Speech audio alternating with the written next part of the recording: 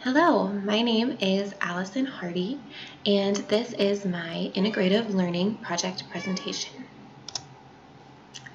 So my problem is at the child care center that I work at, there is currently no consistency in classroom policies throughout the building. So currently there's no mandated classroom policies mandated by the directors. There's no consistent communication, meaning the way that these policies are communicated to the children should be phrased the same way as they progress through the center. And right now that doesn't really exist. And there's no clear foundation for the students, meaning as they're younger, we can start communicating these social and classroom expectations, and then as they get older, we can build on them. And right now, there's no building process. So our goal is to have some consistent classroom rules that are phrased the same way, and to use those to build a foundation for the students as they move through the center. The stakeholders are, number one, the students, because they benefit from having a clear understanding of what's expected of them. Children can very easily get distracted or have a hard time socializing and listening to a new authority figure besides their parents. And so having those clear expectations is essential in early childhood development. Number two, the teachers. They benefit from having students who have that underlying foundation. A pre-K teacher can get a student who's been in the center since they were born, and that student can either have built a foundation of what's expected at the center, or that teacher would have to start completely from scratch. And the directors benefit. They benefit from understanding the exact expectations of each classroom and what those teachers are expecting those children to do. If you have a child who's having some behavioral issues and they go out to speak with the director, the director then can communicate with the child in the way that all of the teachers have been communicating with the child, just keeping that consistency. So what's the problem? Right now, the classrooms lack consistency. The teachers lack a sense of direction.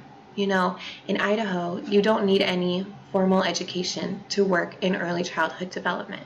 And so because of that, a teacher could enter a classroom never having any specific training or understanding of how a classroom needs to be run. And that can be very daunting. And lastly, the directors lack action. They have mentioned in the past that this would be a great policy to implement, but when it comes down to it, they kind of miss it at the finish line. So the opposing solutions, Model 1 is that the center has a specific set of policies that must be followed and are built upon as the child matures. In Model 1, there's less freedom for the teachers.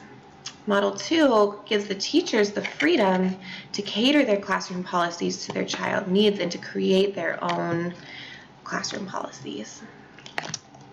So for the solution, I said, let's create a foundation of rules that teachers can build upon how they see fit.